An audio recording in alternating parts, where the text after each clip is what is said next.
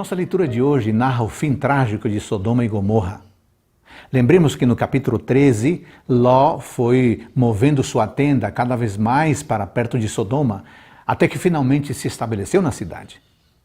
Possivelmente, Ló ignorava o mal e o pecado daquela cidade. Não conhecia a gravidade da situação e nem imaginava como as pessoas tinham um caráter depravado naquelas cidades. Mas, depois que se instalou e depois que se estabeleceu na cidade, Ló descobriu que as pessoas eram corruptas e a cidade era má. Mas ele já estava lá. E então, o que Ló fez? Ele recuou, ele saiu, ele avisou a família para buscar em outro lugar para morar? Não, ele ficou por lá mesmo.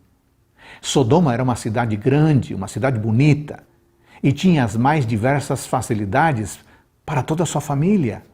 Porém, amigos, Ló não dimensionou, não avaliou o perigo que ele corria junto com a sua família. Ló apenas pensou nas facilidades, nas comunidades e não nas fatalidades. Sabe o que acontece? Há muitas pessoas que vão se acostumando e vão assumindo uma posição liberal em relação ao pecado, chamando tal posição, tal coisa de nova moralidade e argumentando que isso é cultura, essa é a sociedade em que vivemos, não podemos ser tão exigentes, não, eu vou me cuidar, eu vou me proteger. Além disso, para muitos humanistas e até para algumas pessoas que se dizem religiosas, os habitantes de Sodoma não eram tão pecadores assim, a ponto de merecerem a destruição como castigo. Eles dizem, não, tem gente muito pior na igreja.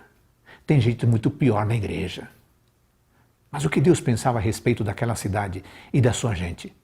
Bom, o que a Bíblia diz? Você sabe o que a Bíblia diz. Quando Ló entrou em Sodoma, ele se propunha conservar-se livre da iniquidade, organizar a sua casa, proteger, cuidar a sua família. Mas ele fracassou.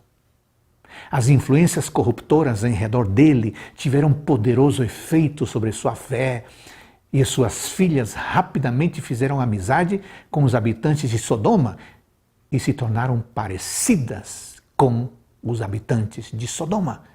O resultado foi o pior possível.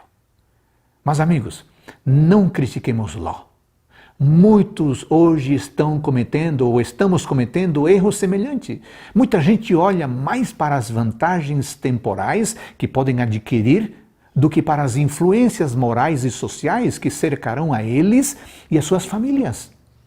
Muitos escolhem ou escolhemos um lugar lindo para morar ou mudam-se para alguma cidade próspera na esperança de conseguir melhor emprego, mais dinheiro, mais vantagens, mas os filhos acabam rodeados de muitas tentações e muitos problemas e muitas vezes formam amizades que não são favoráveis ao desenvolvimento da piedade, à formação de um caráter reto, de um caráter santo. A atmosfera de moralidade frouxa, de incredulidade, de indiferença às coisas religiosas, tem uma tendência para contrariar a influência dos pais. E chega um momento que os pais perdem o controle. Queridos pais, exemplos de rebelião contra a autoridade paternal e divina estão sempre diante dos nossos filhos. Muitos fazem amizades com ateus, com incrédulos, e lançam a sua sorte, a sua vida com os inimigos de Deus. E aí, pai e mãe, você está atento a isso? Que pela graça de Deus, você e eu estejamos atentos e abramos os olhos. Querido pai, por favor, ajude-nos a cuidar de nossos filhos como o Senhor quer que nós cuidemos, da nossa família.